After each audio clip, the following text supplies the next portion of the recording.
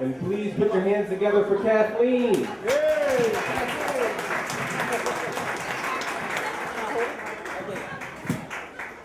Thank you.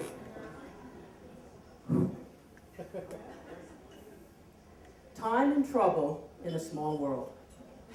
Truthfully, this story takes place when I was a child, and my mother instilled in my brothers and me a love of reading. But because of time factors, we have to fast forward 4 decades. The Reading Terminal Market. I'm sitting, enjoying an Amish feast, as only the Amish can prepare. Comfort food to no end. Reading a flyer from the Philadelphia Free Library on mystery writers. Philly Steaks caught my eye. It was a series written by Gillian Roberts, and it was about a Philadelphia school teacher who taught English in a private school and had a cat and was in her 30s. Small world. I was an English school teacher.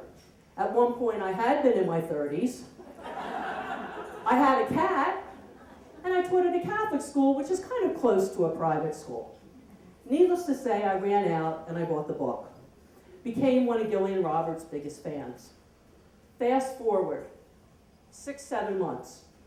Gillian Roberts comes to Springfield, Delaware County, book signing. There I am, number 3 in line. She now lives in California. I went up to her and I told her, my students are convinced that you write about me because they know I have a cat, I teach them English, and they think I'm in my 30s. So, she said, small world. She used to teach at the high school down the street from where I was teaching 5th grade. And she would love to come meet my students. So, fast forward to May. Hot day, horrible day in Southwest Philadelphia. Gillian Roberts came and visited my students. It was a day that educators dream about these days. 60 students had their writings at hand. She listened to every single student that wanted to write or to read their writing. And, she answered every one of their questions. It was a magical experience. And when she was leaving, she told them that she was on her way to New York to a publisher to pitch a new series about another detective. And she asked for their prayers. Fast forward. London, England.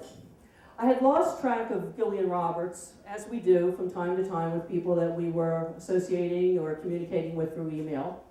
And I was in London for a few days.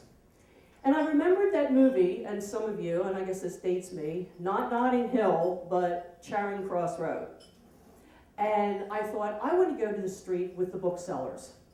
And I found a bookseller that only sold mystery books. And my habit at that point was to look for her books in Paris, in small villages in France, wherever I went, I always just wanted to go. So I went into the mystery bookseller, I looked at the books, and there I found Philly Steaks, and I found The Mummer's Curse, and you can see where her titles go.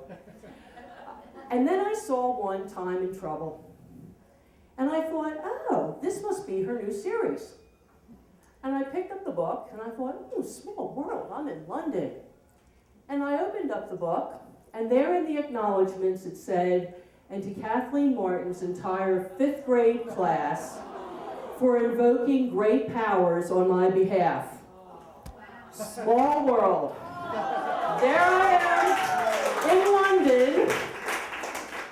I took the time and trouble to look for her book. However, the bloke at the counter had no time for me. I very proudly took the book up and I said, look, this is me. 6 pounds. So I did what a girl does, young woman, in a small world, in a strange place. I called my mother, and she had the time and trouble to listen to me. And thank you for listening to me.